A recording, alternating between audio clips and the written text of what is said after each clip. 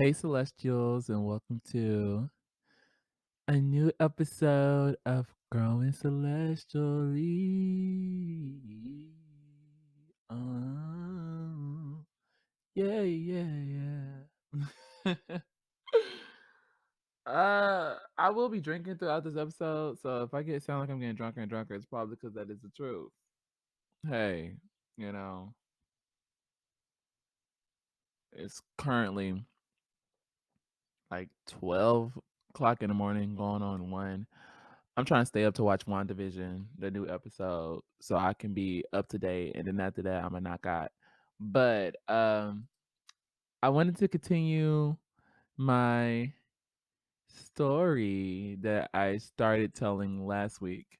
So last week, I started the story, kinda just detailing all these emotions and kinda like a I just got a text message from my friend. I posted on there that I was drinking, and my friend gonna text me, "Girl, go to bed." I'm grown, and if I want to drink at 12:30, 12:40 in the morning, I can. Girl, I'm recording the podcast right now, so if I want to drink at 12:30, 12:40 in the morning, I can. Mm. She probably not gonna reply back to that, not until the morning. But oh my god. Would it be ghetto if I left that in the podcast? Fuck it, we're grown celestially human, My friends text me. Anyways, but last week we just really discussed a lot of like my feelings and we read that letter that was so personal and revealing for like me. I didn't think, looking back at that, it's like, oh my God, there's so many emotions there that I can mine in therapy sessions for like months and probably still not be healed. So let's move on to, well, what happened? Like, how did you get to this point where you was just writing letters to niggas about how much you loved them? Like what happened with this young man? Why did you feel so attached? So today I'm going to be walking you through the story of me and the young man and what that turned out to be and how did it start. I hope I don't break down crying in the middle of recording because these are precious memories, even though things didn't pan out the way, I would have wanted them to. I still cherish them because honestly, I've never felt like this with anybody else, which is so crazy. But we'll get into all that. Hey guys, so I want to come to you and let you know exactly how I'm making this podcast. I am using the Anchor app, also the Anchor website through my desktop, and they also have an app for your iPhone or your iPad. But it is entirely too easy to make a podcast these days, and Anchor makes it unbelievably easy. The creation tools are amazing. They allow you to record and edit your podcast right from your phone or your computer. It's also extremely free. And girl, you can get you a little money on it. Also, Anchor will definitely distribute to Spotify, Apple Podcasts, and many other places. And it's just everything you need to make your podcast in one day. So go download the free Anchor app or go to anchor.fm to get started because I know a bunch of you bitches just want to talk too. Leaving 8th grade and going into high school, my grandmother had passed away and I was emotionally vulnerable. Plus, my mom and dad relationship was deteriorating. I thought high school would be like a fresh start and I could be more open and explore my queerhood because surely some other gay kids were there and out in the open in my predominantly Black, Latino, Asian school district in the hood. Ha! Ooh, I've been telling folks I was bi/pan because I think I understood my sexuality to be more expansive than just being gay or straight, but I also really didn't know what I preferred, and I didn't want to be forced to play any like role of so-called of being a man because at that at the time I was still presenting as a boy. Um, and I noticed that my attractions to women had diminished over the years.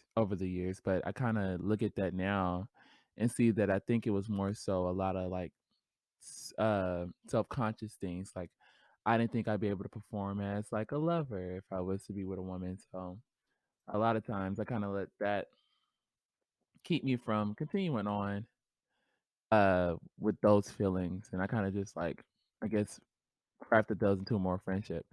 But you know, nowadays that's evolving a little slower, just because I'm still nervous. But we can get to that topic another day. But so I'm going from eighth grade to ninth grade. It was a chaotic summer. Like I said, my grandmother had passed away, and I was still mourning her incredibly important figure in my life at that point. And it was just really hard. Household was kind of in a disarray because my mom and dad were going beginning like starting to separate, and then going into high school was just a lot. But I entered high school with as they say, bright eyed and bushy tailed, trying hard to like flirting with different guys. And I thought people were cute, so I started developing crushes. Actually, this is when I started to really allow myself to like guys. At first, I would have like more like passive likes where it would like run in the back of my head, but I didn't never engage on it. But this is when I started to build like the reality around, oh, okay, this could actually happen for me. Uh by the time of my fourth or fifth crush that I had ran through, because I was like, if it's not panning out, I'm running away. Was this guy named Christian, and he was Hispanic Latino, I think. And he had this pale skin, he had like dark black hair. He was kind of like mysterious in a way, like he didn't talk much, but I can get him to talk. I can get anybody to talk. Baddest bitch. And he had kind of like an edgy personality in a way, so I really clung to that because I was like in my own little edgy emo phase or whatever. I don't ever want y'all to see the pictures. Uh, um, but like even Christian, all of them went as expected with the area and the time. Because while I'm not old, girl, being out at your high school, being gay at your high school and stuff like that was uh frowned upon in what 2011. Damn, that was 10 years ago. Whew, I feel old as hell. But them niggas are straight, are straight acting, straight presenting. So it was just difficult trying to build anything. It was just incredibly frustrating. And I honestly believe that high school would be different because I had built myself this fantasy in my head that people were going to be openly queer, and like you know everybody was going to be fine with it. And it's high school, people are weird in high school, people get to be their real selves, you're going to find your crew of people.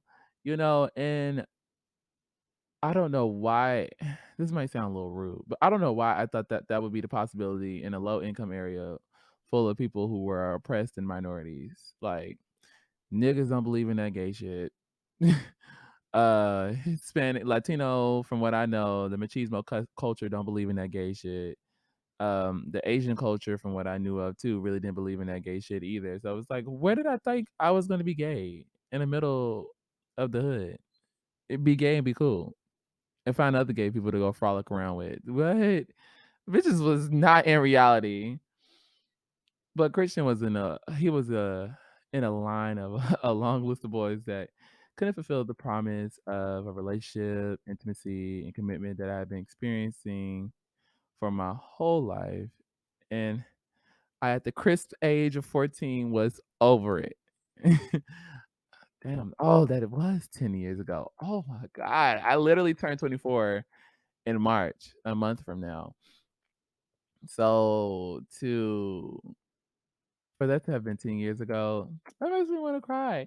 Okay, y'all gonna notice that, like, I'm a crybaby bitch, so just get over it, you know? Some people are more tapped emotionally, plus you should be listening to this by yourself. You could be emotional by yourself. Be emotional by yourself, you don't have to be emotional with others. I'm just sharing that with y'all. Uh, but there was some event that my mom and I came to that displayed these various opportunities I could take advantage of. Different organizations. I think it was parent teacher night or something like that. And theater was one of the booths that I stopped by. My mom and I had talked to the theater directors over the program at our school, and uh, the program was held after school, and they really sold me and my mom on me joining theater. And the various opportunities I had to be in a show, a part of a show while not even being on the stage, so I could be like backstage crew and also stuff. Side note though, my mom really wanted to try to like convince me to be that like black man that was a hot commodity and I should try to audition for a role in the play because it was a musical and I could sing well and I don't know. That really threw my spirit because firstly, I'm not a man. Never liked that term, you know, and at that time I knew I didn't like that term. I just didn't know how to like I didn't have the language around describing what I really felt like I was. Um, so I allowed it, you know, but I always hated being referred as the man. I like to be referred as maybe a leading figure in the house. I don't need to be the man of the house. Like, why the fuck do I got to be a man for that? That's nasty. Secondly, I didn't believe there was a anything hot about me. Scrawny, awkward, had big lips, and I was loud, annoying, quote unquote, gay child. Nothing about myself at that time I found attractive. So that was another striking what she said. And auditioning was already racking my brain. Like that wasn't what I really wanted. And also, finally, when I found out I would have to sing because the play was a musical, I was like, "Oh, fuck no."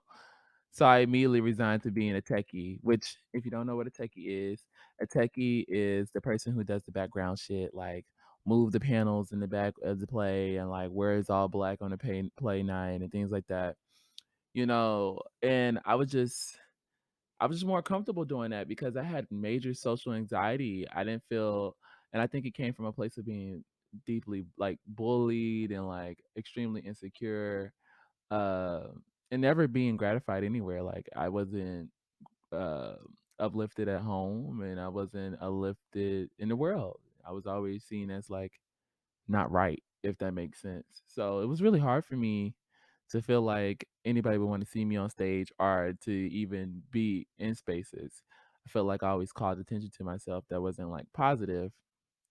So like even now as an adult, when I enter a room and it's like a billion people in that hole, I immediately like my skin feels like it's like crawling. It just I hate it. Something I'm trying to work on, you know, and have to realize nobody gives a fuck, you know, if you walk into the room. So like they probably there for their own shit. And even if they did give a fuck, if they're there for you, they're there for you. But that's just things I have to work on, you know, part of my work to grow celestially, to be all that I can be. But long story short, I joined the program and I want to say I worked on one play before the big moment happened, but I honestly cannot remember the big moment I'm getting to. So much was happening to me around that time, and honestly, looking back, it's just incredibly hard. This is where the things, you know, begin to happen though. I don't remember much about this day, but we were starting the casting for another play for actors and techies. I was incredibly excited to meet the new people, and I was, you know, getting to hang out with the older kids because my theater program was on the main campus, and all of my regular classes was in the detached ninth grade center. So a lot of high schools they have, like, a main campus for all of the like, for the 10th through 12th grade, and then they have the ninth grade center that kinda, like, introduces you to high school life, and, gives you a bit of separation. I feel like it's much needed too, 'cause sometimes it be 12th graders preying on the ninth graders. Yeah. So, that having that bit of separation where they could focus on really getting you prepared for, like, what high school is about to be like or whatever was really nice. I think it was a real good introductory, move for them,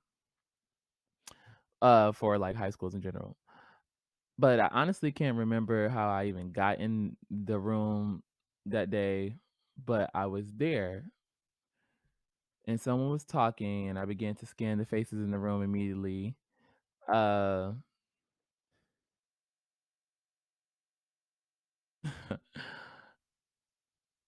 and, just looking at all the new faces, and, like, people who were, like, signing up to be there. We had a big production that was about to start, and, as, I was looking around, I laid my eyes on, like, this light-skinned black guy that was a little goofy looking, wearing a beanie, and had some curly brown hair, and he was sitting on the floor surrounded in other teens our age listening to the professor go on about, what was expected, what to expect, what we're gonna be doing, if, do you feel like this is your home? It was like a open introductory meeting. I don't think a lot of people end up showing up after that, but we had a lot of people still. I think like maybe half the people that came that day ended up showing up after that. And it was nice. I really enjoyed like it was well, the whole experience was nice, but anyways, I'm jumping ahead. Um, but when I see him, the curly haired, light skinned guy, I'm only like going like curly hair, light skinned guy because I had a thing where my attractions were very problematic. Where I, I didn't like anything darker than a paper bag. Um, and there's a lot of reasons for that. We can go into that, but I'm just looking back at how cringe some of this is, and trying not to judge myself while I tell this story.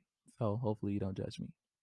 But I see him and my insides jump up a little bit, but I immediately tell myself, sis, this nigga's gonna play in your feelings. He cute, but they all be cute. Don't let that shit phase you. Cause that nigga will really dip and dabble in your feelings. So, I drop it, I let it go. I wasn't, I didn't know him at the time. So I was like, okay, whatever. My self-control at this time was so good. It was really good because it came out of a place of like self-preservation.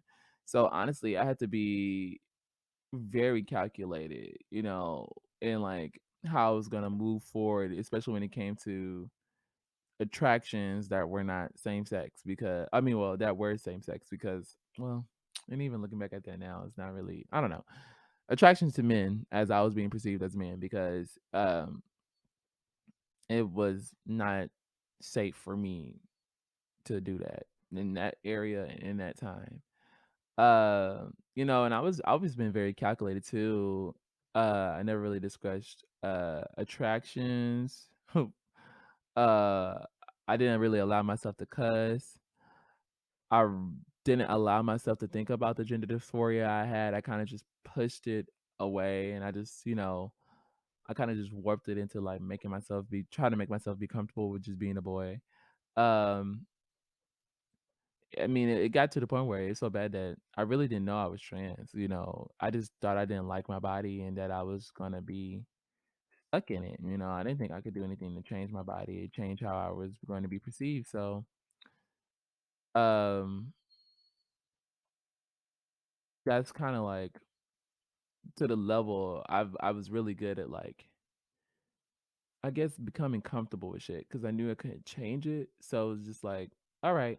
You know what I mean? I just let a lot of like wants go because if you know that they're never gonna be fulfilled, then why would you, you know, at least in my head at the time I was thinking, well, why would I continue to hold on to them and make myself depressed. Like, it's even funny because even transitioning at first, I just kind of accepted the fact that like, okay, girl, you're gonna be ugly, and nobody gonna want you. You don't have to worry about it. You know, you just doing you. This ain't to be cute for nobody else or nothing like that. Like, it's okay. You're not gonna have any options, but it's all right. You know, who needs men in this life?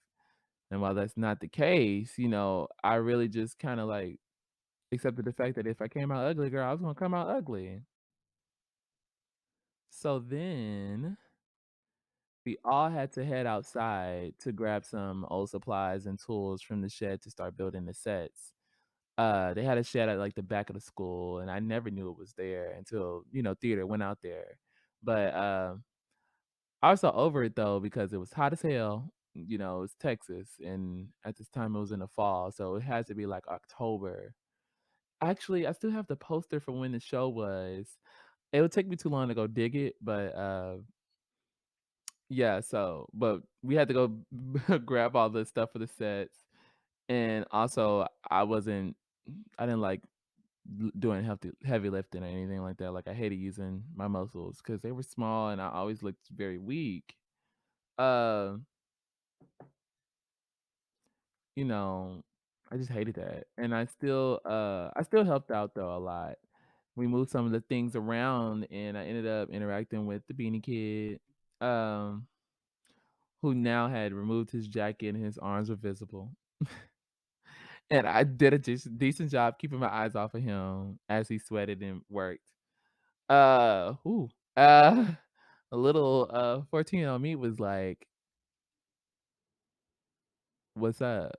Like, but I was really like, "Okay, don't even think about it. You know, this is just the devil. This is just the devil. He's really the devil. He's trying to the devil is trying to get you to think more things about this man than what he'll ever think about you. Let it go." I don't know why I didn't listen to myself. But you know, at I'm keeping my eyes off him, but at the end of the day, we needed to move back this heavy ass saw, and it was like a four-man job, like four guys was on it. Somehow I was a part of the team of moving it back in because I guess at that time I don't know. I don't know why I was on the team of moving the shit back in. Like I was not no strong girl, so I don't know how they pegged me for that. Uh, and just guess who else was a part of the team as well? Beanie Man. So I'm over here moving it by myself, and then he like runs over. Well, I'm trying to like move it with somebody else, but I'm not doing that good of a job. So he runs over, and he put his strength to full showcase here. I was like, oh wow, and I was like, okay, but he was like lifting it, and as he lifted, I can vividly, I really remember what his arms looked like. Like his okay, his arms widened from the tension he applied by flexing his muscles as they glistened in the hot summer sun, softly covered in sweat. I still remember how his arm looked to this day. That was dramatic. But I literally like I remember his skin shining in the sunlight from the sweat. And I remember his muscles. And I was like, I can you please put some of those on me? I was like, please, do you have any to spare, sir? Do you have a crumb? Do you have a crumb of arm to spare for me? Ooh. But after we had put everything back that we weren't using in the shed, um, we had headed back to the classroom and we're all talking before it was officially time to go. And, I wanted to say at this point that it was me, the Beanie Kid, and me, the Beanie Kid, and a few other kids were talking, but the whole time me and the Beanie Kid had really been talking after that like saw thing, we like started to get to know each other a little bit more. And we exchanged names when we did get back to the classroom. I think I asked him or he might have asked I think he asked me. He was like, "Hey, what's your name?" And I'm like, "My name's Soul." It wasn't Soul at the time, but who needs to know my dead name? Well, anyways, my name was Soul, and he was like, "My name's Dewan, but you can call me DJ." Or I think he might have said my name was DJ. And funnily enough, there was this Asian girl, and, I forgot her name, but I forgot her, like, her real name, unless this was her real name, not sure. But, I think she was nicknamed Manny, and that was, we were it's just funny when I get to tell y'all, like, later stories, why the name Manny is funny to be hanging out with me the first day I have met Dewan or whatever, or DJ, which I'll probably say more. Um, Me and Manny had somehow walked DJ to, like, his after school credit program because he was fucking up, and so he wanted to graduate, and he knew that if he didn't go to this after school program, he wasn't going to. He was a junior, and I guess maybe he slacked off in the earlier years. It started to catch up to his ass, and he was like, "Well, I really want to graduate, I guess." Uh, and for some reason, this is how I knew he was the devil. For some reason, he had lifted up his shirt to show me and Manny his abs. And then that's when I was like, "All right, nigga, you got me." I put up with a lot throughout that day. I put up with the muscles, I put up with the hair, I put up with like the deep stares in my eyes and stuff. And I'm just like, "Sir, you cannot, like, I'm a baguette. You cannot do this to me. I'm a baguette, sir." And you are all in my you he just in my eyes like that. Girl, and then he's showing me his ass and stuff. So I was like, "So what do you wanna do? What did you wanna do? Just disturb my spirit? Is that all you wanted to do here?" Like, demon. But, that's the day I met him, and that day kicked off, our friendship and my deep, deep, deep crush. Uh, and oh god. I remember one of the first days I was on my way to theater program, he was waiting at the door greeting everybody. He would usually give the girls a hug and give the guys a high five or a dab.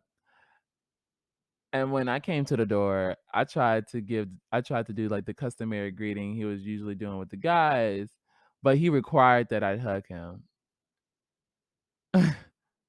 God! He made like he I was because you I'm trying my best, man. I tried my fucking best. I'm like, and mind you, this is 14-year-old me. I don't, I'm not feeling this stuff before hormones is kicking in. I'm liking people and things or whatever. I already had been through 4 or 5 crushes at this point that didn't really fucking pan out. So I'm like, I'm not even gonna give him all that, I'm just gonna dab him up, treat him like the nigga. Then he hugged me like he hugged the girls. And I was like, "Oh, maybe there is something." And you know what? Now that I think the fuck about it, I'm sorry, I'm having a mental. Look, these are moments for me. But now I think about it, I think why that moment was so significant for me was because I think in that moment he treated me as how he saw me as I wanted to be seen. And he treated me as such. Like, he might not have been attracted to me, but he real well, I don't know, girl, look, that's a can of worms. But it was the femininity I think that he could see in me, or he what's the worst I'm trying to say? He validated or he acknowledged the femininity in me, and he treated me not dissimilar from how he treated a lot of the women in the class or whatever. So are the girls in the class. I loved, like, that meant a lot to me, which I think kind of deepened like my attraction for him because it's like it felt like somebody had saw me, you know what I'm saying, or was seeing me for the first time. Even in ways that I really didn't see myself or couldn't see myself or I didn't know how to ask for because I didn't have the language and the full understanding of self. But it felt like in that moment he saw me, and I really just tried to dab him up, bro.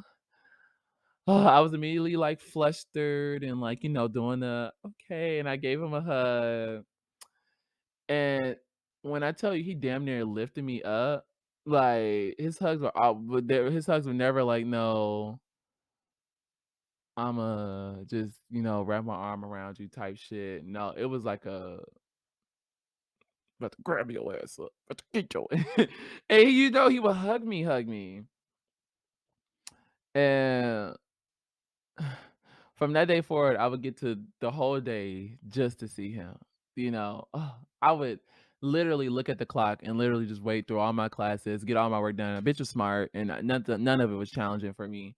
So, I literally just was like, "Okay, alright, I don't wanna talk to y'all, y'all are annoying, da da da da." The only person I wanted to see all day was him and go to theater. Those are, like, my favorite 2 parts of the day, but, he just so happened to be at theater, so the main things that I wanted to see.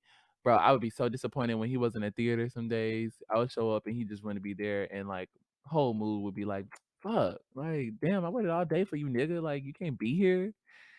But literally count down the seconds on the clock type shit. For real.